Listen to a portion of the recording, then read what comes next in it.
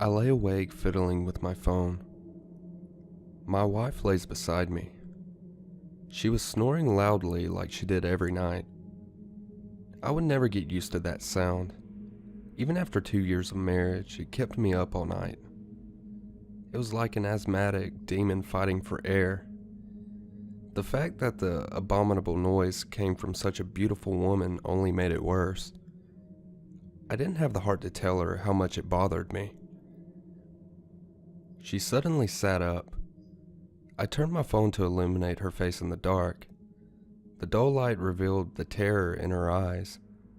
She stared into the darkness behind me. "What the hell is that?" she said. I flew to her side of the bed. I wrapped one arm around her and frantically shone the light from my phone into the dark, but there was nothing there. I let go of her.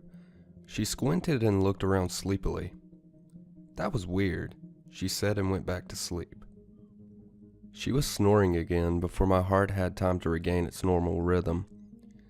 If I couldn't sleep before, I definitely couldn't now. I was furious.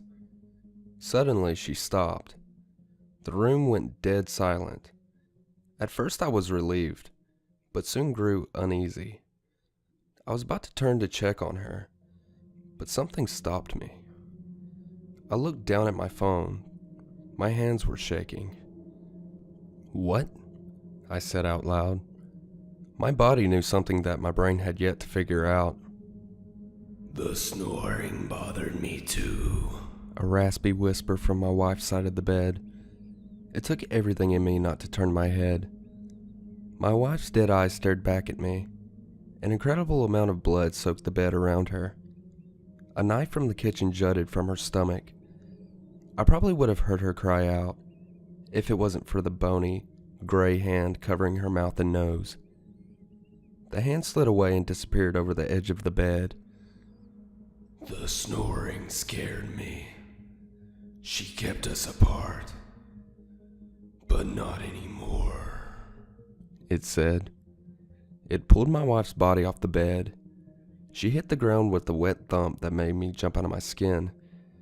In one fluid motion, the monster slid into bed with me and rested its head on my chest.